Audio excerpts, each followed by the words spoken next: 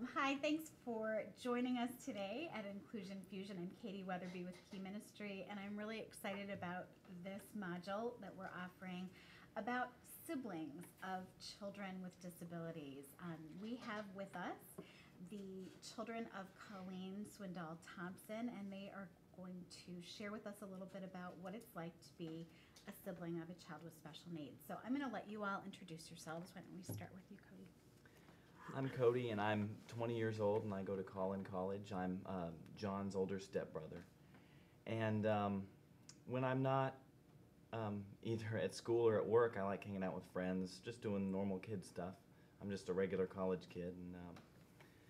And, you know, when you're around John, that's another full-time job, so it's something that you have to be cognizant of. You have to kind of take the time that you're given and split it between work, school, church, John, and then social time. My name is Ashley Dane. I'm John's older sister. He's my younger by 4 years. I am also a college student. We actually go to the same college, and when I am not at school or at work, I also like hanging out with my friends. But most of all, I have been really, really motivated to pursue my dream career as an exotics veterinarian. Having John as a little sibling, it doesn't put your dreams on hold. You just have to be determined enough to go and get it. And believe it or not, he's actually a really big motivator for that sort of stuff. So it's really nice, believe it or not, if you see a silver lining. I'm Austin, and I'm 17 years old, and I go to Wakeland High School in Frisco, Texas. I am younger than these two, and I'm older than my brother Jonathan by 3 years. I'm really involved in theater in my school, and I'm involved in an agency right now called Core Talent, and they work with me on acting. And I'll be playing baseball in the spring. I've played football at Wakeland, and right now I'm just going through junior year. It's gonna be really busy, but you know that's high school, being really busy and enjoying every moment of it. So great, thank you. So for you all, when did you first begin to think that there might be something that was different about your little brother? I guess this would apply to just me and Austin. Right, But, right. you know, I would think that when you first met John, you were aware of the fact that he was special needs, but I guess you can pull the question to what did you think about it if we're going this way? It doesn't matter. Well, when I first met y'all, it was after the first date that Colleen and my dad had, and I came to the house. It seemed just like a normal family, and then No, it And didn't. then then I got to know them, and I met John, and I mean, you know right away that something is different about him, and not necessarily bad, just different. And I think what people tend to think now is that different is bad, and that's not always the case. And when I first met him, I thought, well, there's something different, but I really didn't know, so I didn't have any specific opinions about it. I just realized that something was different. Okay. How about you, Ashley? For me, I was really young at the time that Jonathan was born, so I didn't really understand, and the fact that he wasn't even a part of our family for the longest time. He was in the hospital, and that's where he lived in and out for the first couple of years of his life. But as soon as he did come and start living with us, I did realize that there was something that was a little bit, just off about him. And I was also fine with it. I was completely open to it. When you're a kid, accepting other children is a whole bunch easier, actually, than when you're older and you've gotten accustomed to the social norms of this world.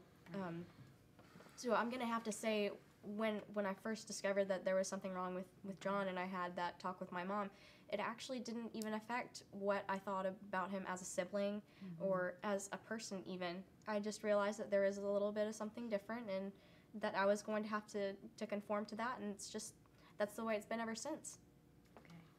So how about you? For me, it's never really been like, when did you know that he was different? I mean, I'm really close to him, and I hung out with him all the time when I was a little kid. And it was never a matter of when did you find out.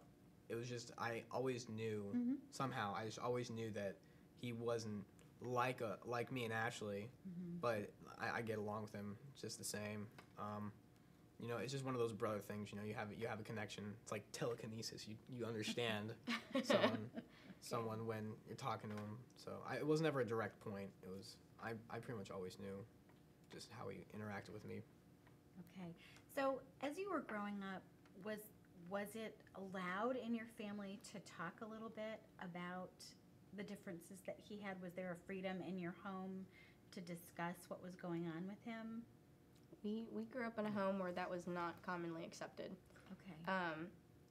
We never talked about it with our biological dad. Mhm. It It never really became a topic subject. It just never came up. Okay. with him. With my mom, I don't know about you. On the other hand, with my mom, she was really always very passionate about my little brother and finding out what he needed. I mean, providing for her children, period. She's an amazing mother, and it's just always been a real passion of hers. So when it came to my little brother, it's almost like she was perfect for the job. She was perfect for having a child with autism, even though it was hard for her to discover that.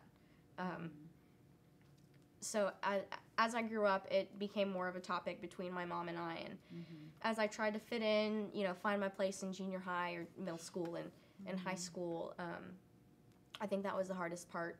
When I was a child, it was easier to accept because it didn't directly affect my living. However, when you're walking through Walmart and your little brother with Tourette's has his audible tics,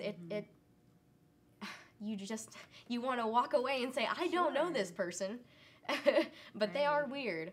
And it's sad to say that, and it's hard to understand unless you're a sibling, but it's true. You don't always want to accept it, and it's not always something that you want to talk about. It's not something that everybody can understand, unfortunately. It just never really came up in our family. I really didn't start to comprehend how different or how vastly separated he was from a normal person until we moved from California back to Texas. Okay. And that's when I really started realizing, you know, John is not like anyone else. Because before, I mean, he was quieter. He changed a lot. Oh my gosh, he has blossomed since we moved back here. But before, he wasn't given the chance to become the person he is today. And so I don't think that we really were aware of any of that internal struggle that he had until he made it obvious to us.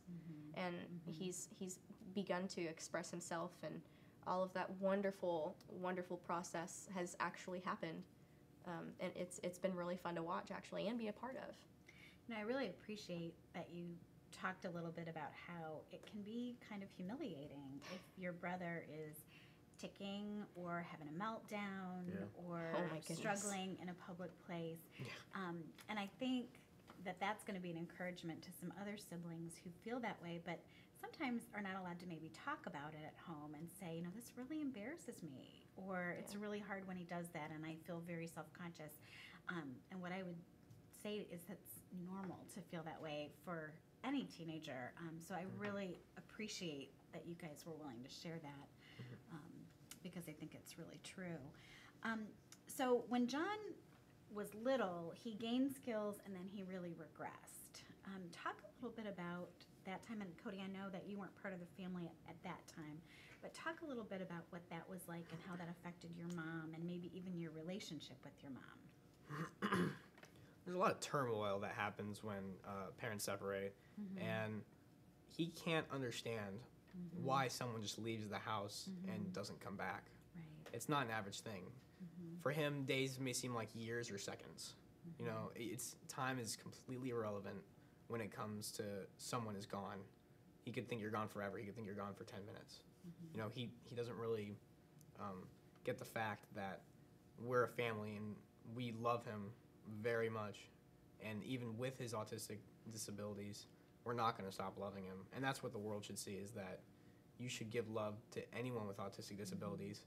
I think because of our love, he was able to gain more progress, and he saw more hope in himself. But hope is really difficult for an autistic child to see because they are self-conscious. They realize who they are. They just don't know how to express themselves. It's like being stuck in a body that doesn't work. And he might have autism and slight mental disabilities also, but he is still going through those middle school, trying to figure out how you are, talking back to mom and dad. He still does that exact same thing. He's exactly like any other kid, just with some special needs. And I think when my little brother regressed, and I can barely remember it because it had already started happening, and it's just how it always had been. He started learning words, really expressing himself, and then all of a sudden it was just like he was a shell. And that was really discouraging. You don't really understand how much it affects you until it happens to you, when a family member, a essential part of that family unit, stops talking, and you can't get them to express themselves. It immediately causes a sensible change in the family structure. It's a loss. It is. It's almost like they've passed away. It's like you've lost someone that you've always known to be there. When someone changes dramatically, it's usually it's heartbreaking to see it happen. And when they're back, it's just so enlightening, and it's so empowering to see how someone with disabilities can go from such a hard, difficult time to such a prosperous life. And I'm just really happy that he's getting back to where he was. Right. Some kids tell us, kids of siblings with disabilities will tell us that they feel kind of resentful sometimes because the child with disabilities is getting a lot of attention. And it's so true. A lot of time, a lot of expensive kinds of things that go along with therapies or motivators. Talk a little bit about that in your family, and I'm sure even as new as you are to these guys, you've seen that too. Talk a little bit about what that's like. Well, the thing a lot of normal teenagers or a lot of people with a sibling of disabilities misconceive is that their parents are not doing it for the fact of ignoring them. They're doing it for the fact that the autistic children needs them. And a lot of time they're thinking, well, they're giving their attention because they don't love me, or they're giving their attention because someone's more important. No, they're giving their attention is because they need it. I mean, it's necessary. You need someone to work on a car for it to work. And right now, autistic children, they're just left with an engine, and they need someone to help them. And it's just a long process, and a lot of teenagers just don't know how to feel, or they're really upset because their parents are giving more love to someone else. And if I was in a place, if I had no idea where I was, and I was confused a lot of the time, and I had no imagination or sense of time, I need some extra help. Sure. I can't survive without it. So that's their placement. I really, really, really struggled a lot with resentment as far as my little brother is concerned. As a child, as independent as I was, I still did want that kind of love and affection, and I began to act out based on not receiving that, and I've also struggled with a sense of entitlement, like I am worth that attention, and it sounds really, really selfish, but I wanted John to be able to make his own meals, and I mean he can do stuff like that now, but it's difficult for my mom to adjust to that like it would be for anybody. So resentment for me, it's been a huge problem, and through counseling as well as talking more about this with my mom. And some parents, the problem is they are not open to talking about it, and after that the child is like, well, what do I do? How do I get this attention that I need? And it's by acting out, because bad attention is better than no attention at all. And those parents that have that problem with their children, they question, well, I give you everything, I've raised you right, what's the missing link here? Right. You gotta listen, you gotta pay attention, you gotta be willing to give up some of that time, maybe some special time, just with you with your child. You really have to be willing to dedicate that time to them. I can speak for nearly every special needs sibling out there when I say that a parent's love is important, and you can't substitute it with anything else. And I wouldn't be surprised if a lot of special needs siblings didn't really realize that until maybe it was told to them. I certainly didn't realize it was going on until down the line, looking back, and that I can say that was why I acted out and did some of the things that I did, and completely shut off in some aspects. And it really affected my family. It really hurt them, and I wish that it had been different. It seems to me, just because we've hung out a little bit at lunch today and we've talked a little bit, it seems like there's been a lot of work towards reconciliation with you and your mom. You and your mom have a great time together. There's a lot of laughing between all of you. So it would seem to me that there's definitely hope if a teenager or a younger sibling of a child with disabilities is in that situation, that doesn't have to be the end of the story. Oh my gosh, no. People are always growing and changing. I can definitely say from a couple of years back, I have done a 360. I mean, oh man, you can ask my mom. I was a problem child. It's a 180. You can ask him. 180, 360. It's a 180, not a 360. Some kind of skateboard trick, I'm sure. This is 360. Okay, That's all right, 180. thank you, my geometry teacher. But you can definitely ask my siblings. There's Right. been a drastic and noticeable change. Yeah, for sure. It was really difficult growing up with this one right here, and Oh, so you but we're such a blessed family. We have such a great team to work with, and we call ourselves a team all the time. We don't consider ourselves, members of a family. We're just a team. We work together all the time, or at least we try to. Cody, he's always got my back, and I'm trying to get his back. And Ashley's really compassionate about John, and we always want to better each other. And Ashley's made a great change, and it's great to be her brother now, comparatively to 4 years ago.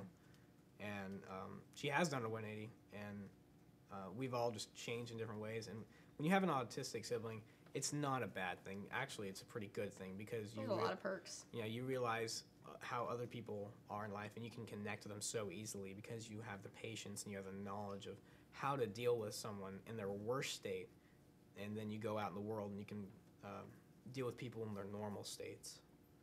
So It's really good people skills. It's I thought that having a sibling with special needs was a bad thing until I really looked at it closely and discovered that I have a lot more patience than people who are my age, I think. Or at least that's what my mom has told me. It matures you faster. A lot faster. Yeah, you really get, and sometimes that's considered a bad thing, but other times it's just the life experience that molds your future according to how much you can handle. And maturing faster obviously increases the ability to handle those things. Cody, you kind of married into all of this, so to speak. What did you think when your dad started dating Colleen, and you knew that there were some significant things going on in this family?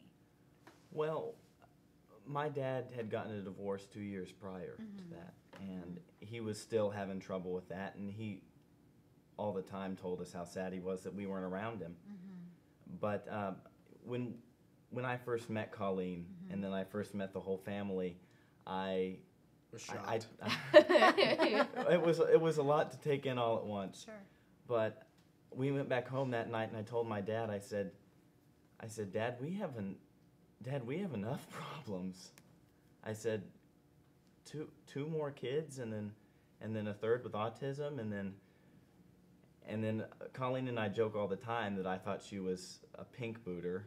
I thought that she wouldn't do. Why don't you explain that? If you want a definition, it's someone who won't do anything. I thought she was a girly girl. I thought she was really needy, and I told my dad that. I said, I don't think we need that right now, Dad. I said, we have enough stuff to deal with ourselves. I said, I'm in high school. Riley's in middle school.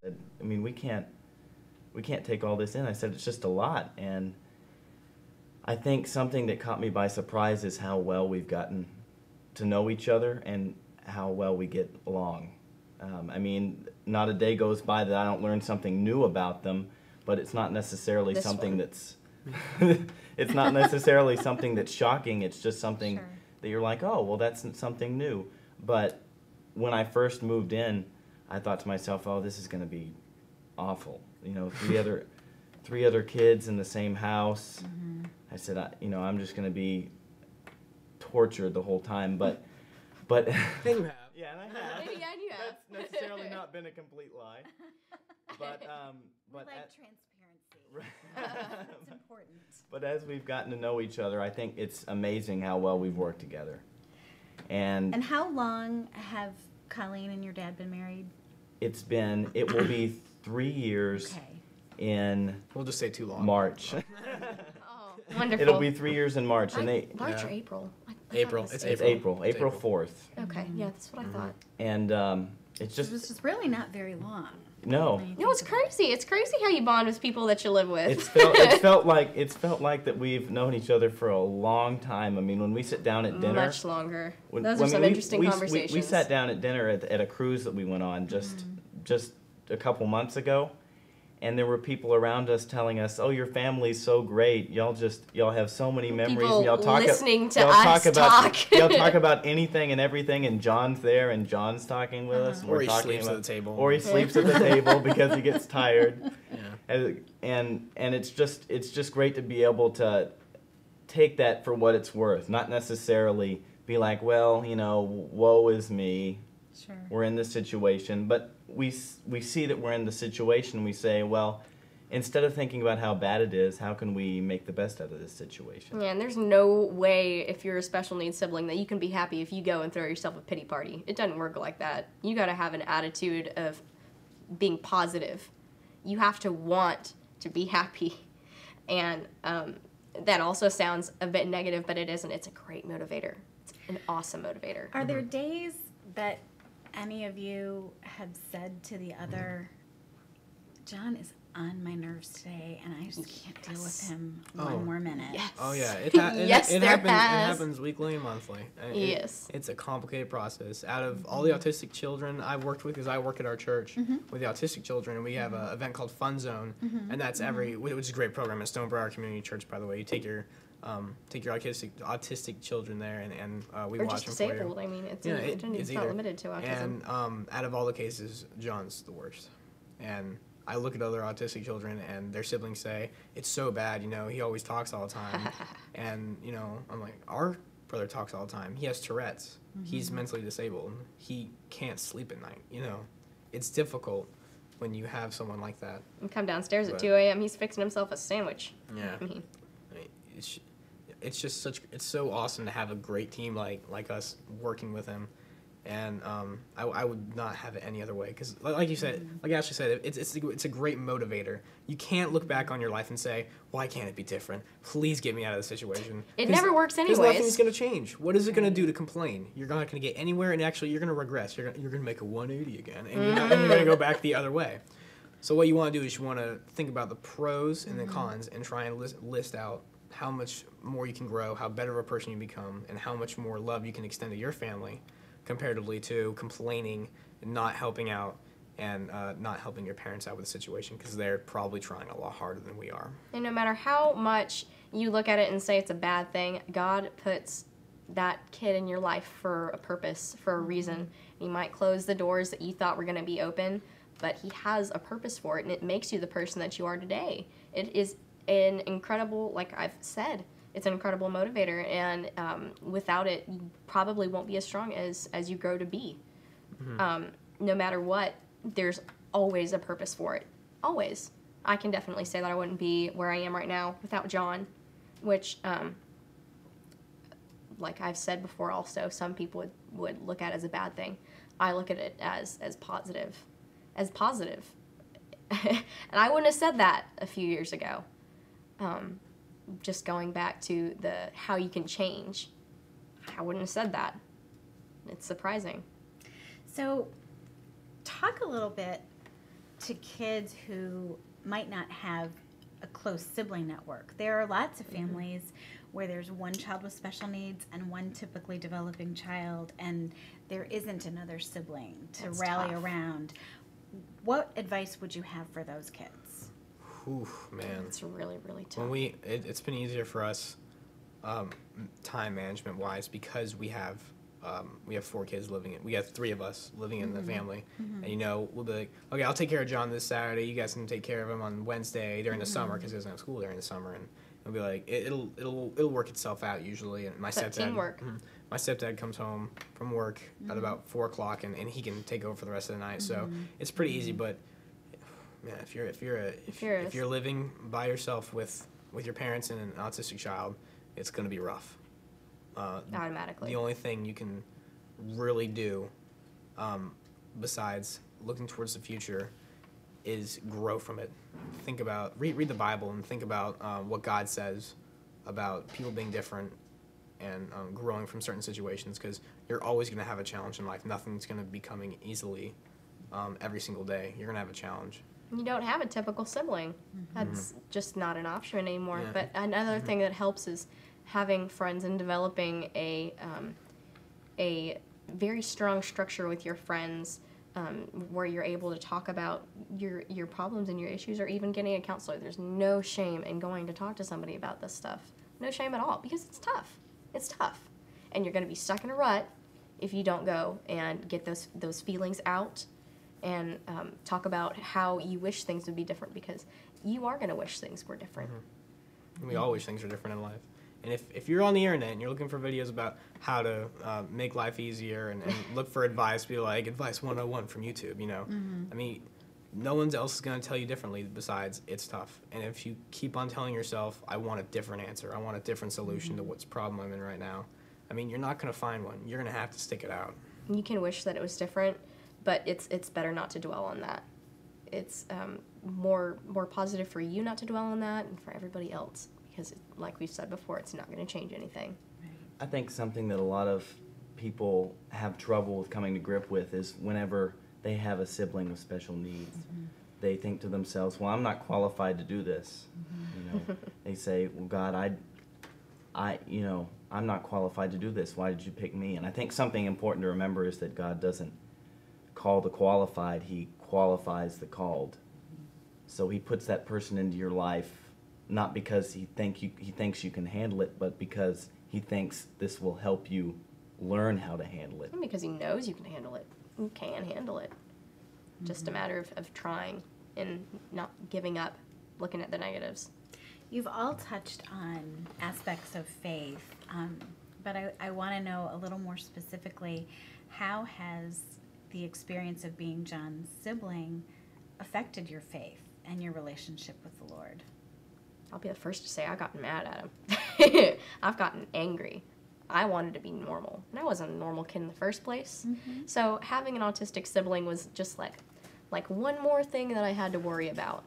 And so I did struggle with that anger and the bitterness and the resentment towards John and towards God. But after I thought about it and rationalized it, talked about it with my counselors and even my mom, I realized that no matter how much resentment I have, no matter how hard it is, I can't be mad at God for this.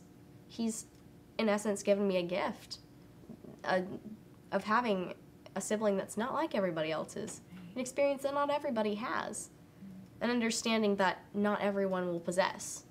It's a great life skill, and it teaches you a lot about yourself, surprisingly, I'd have to say.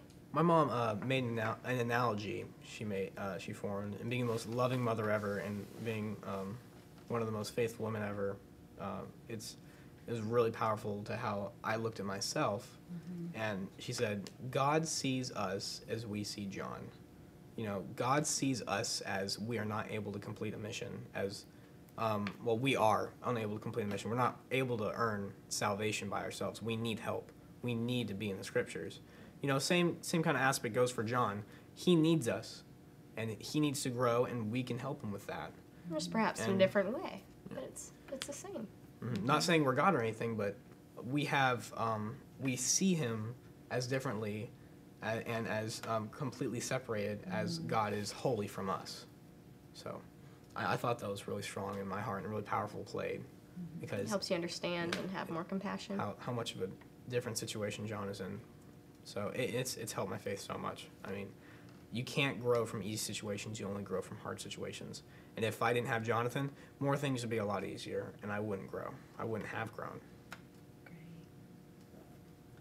I think something that you learn whenever you have a special needs kid come into your life is you learn the depth of your compassion. Whenever before I came into this family and I knew John, I guess I didn't truly know what compassion was all about. I thought that it was just loving somebody. But whenever I met John, I look at him and I thought to myself, I love this guy.